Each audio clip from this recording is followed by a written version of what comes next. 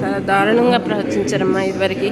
कुछ सैकड़ों में गिनी जा सकती थी, परंतु 19वीं सदी के अंत में यही संख्या 12,000 तक पहुंच गई थी। 1890 में 2 सदस्यों की समिति ने कैदियों को एकांत कारावास की सजा देने के लिए केरल की कन्नौज जेल की तरफ बोधगया में एक नई जेल के निर्माण की योजना का सुझाव दिया। एवेन्यू बाजार के नजदीक स्थित एटलांटा पॉइंट को इस निर्माण के लिए चुना गया। 1893 में इस जेल की इमारत का निर्माण शुरू और सैकड़ों कैदियों ने लगभग 10 साल तक दिन रात मेहनत कर ईंट और सीमेंट से बनी इस विशाल इमारत को पूरा किया। डंकस पॉइंट और नेवी वे पट्टी में टूटे हुए मूंगों के टुकड़ों से बनवाई गई लगभग 3 करोड़ ईंटों का उपयोग इस जेल भवन के निर्माण में किया गया। इन ईंटों को जोड़ने के लिए सीमेंट की जगह गुड़ और सुर्खी नामक चूने का इस्तेमाल किया गया। इसकी स्थापत्य रचना और भीमाकार का इस भवन का एक अत्यंत आश्चर्यजनक पहलू रहा।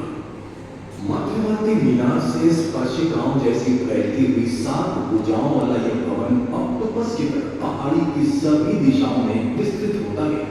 हर भुजाएं 3 मंजिला थी, जिसमें लंबे गलियारों के साथ एक कतार में कोठरियां बनाई गई थी। इस जेल में एकांत कारावास के लिए 693 सेल्स मतलब कोठरियां थी और इसलिए इस जेल को सेलुलर जेल कहा। हर कोठरी का आकार 13.5 फुट गुणा 7.5 फुट और उसमें 1.5 फुट चौड़ी खटिया रखी थी। इससे हमें आसानी से पता चल जाता है बंदियों के लिए कम से कम सुविधाएं उपलब्ध करने की भरपूर कोशिश की गई थी। कोठरी में खाना खाने के लिए एक लोहे के बर्तन के अलावा और कुछ भी सामान नहीं था, जिससे इस बर्तन में अक्सर जंग लग जाती थी, जिससे विषाक्त भोजन का खतरा बना रहे। पूरे दिन के लिए 1 लोटा भर पानी दिया जाता था। इस काल कोठरी की पिछली तरफ हवा के लिए 3 फुट गुना 1 फुट की एक ही छोटी सी खिड़की बनाई गई थी। जेल के एक भुजा का पिछला हिस्सा दूसरे भुजा के अगले हिस्से की तरफ आता था। ज्यादा सावधानी बरतने के लिए दोनों भुजाओं के बीच एक दीवार भी बनी थी। इस वजह से जेल में कौन आया और कौन गया इस बारे में बंदियों को बिल्कुल ही पता नहीं चल पाता। हर मंजिल का पहला कमरा आकार में बड़ा बनाया गया।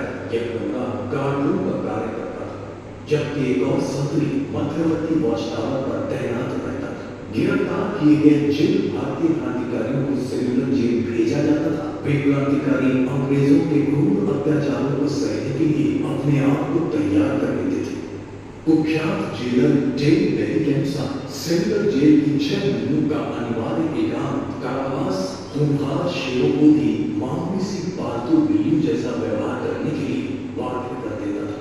इस जेल में घोर यातनाएं सहने के बाद छोटे अपराध के लिए पकड़े गए अपराधी 18 महीने के लिए अन्य जेलों में भेज दिए जाते थे, जहां अधिकारियों की निगरानी में उनसे कम कठिन कार्य करवाए जाते थे। परंतु समर्पित राष्ट्रवादी क्रांतिकारियों को सेलुलर जेल में ही रखा जाता था। इस जेल का सबसे महत्वपूर्ण चरण रहा 1909 से 1921 तक और दूसरा महत्वपूर्ण चरण था 1938 से 1938 के बीच का।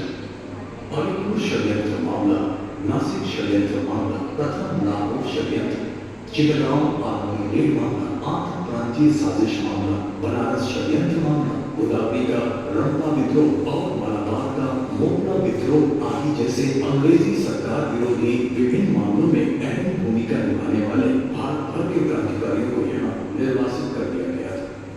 हर स्वतंत्रता सेनानी के गले में धातु की एक पट्टी पहनी थी। उस पर उस बंदी से संबंधित विस्तृत जानकारी जैसे आदेश संख्या, अधिनियम नंबर लिखा हुआ करता था। यहाँ बंदियों को उनके अपराध के अनुसार चेन, हथकड़ी और बेड़ियों से जकड़ कर रखा जाता था। क्रॉसफिटर कठोर बंदियों के लिए आरक्षित किया गया। हर भुजा में कठोर श्रम की कर्मशालाएं हुआ करती थी। नारियल का छिलका निकालना, उसे पीट कर उसका रेशा बनाना और हाथ की मशीन की मदद से उनसे रस्सियां और बोरियां बनाना यह कैदियों के मुख्य कार्य थे। हर बंदियों को हर रोज 6 किलो रस्सी बनाना ही पड़ता था, या फिर शाम तक कोयला जलाकर 30 पाउंड नारियल तेल निकालना पड़ता था। 30 पाउंड बैल भी नहीं कर सकते हैं। जो भी इस असंभव कार्य को नहीं कर पाते थे, उन्हें यातनाएं दी जाती थी और लटका दिया जाता था। ये वही जगह जहां वे कोड़े लगवाते थे और यही वो वास्तविक कर्मशाला है जहां राजनीतिक बंदियों से कठोर परिश्रम करवाया जाता था। इस छोटी सी इमारत की सादगी पर मत जाइए, इसका प्रयोजन बड़ा ही क्रूर रहा। यहाँ फांसी का तख्ता हुआ करता था। अपने जीवन के आखिरी कदम चलते हुए बंदी अक्सर यहाँ अपना अंतिम संस्कार खुद ही कर लेते थे। इन हरे दरवाजों के पीछे उन्हें फांसी दी जाती थी। आमतौर पर 103 बंदी यहाँ पर सूली पर चढ़ाए जाते थे।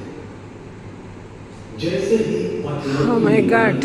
से सायरन बजता था, वैसे ही बंदरगाह के पास चलने वाली नौकाओं को पता चल जाता था कि आज फिर 3 बंदी सेलुलर जेल की भेंट चढ़ गई। भारत की मुख्य भूमि से 3 दूर समुद्र के काले पानी में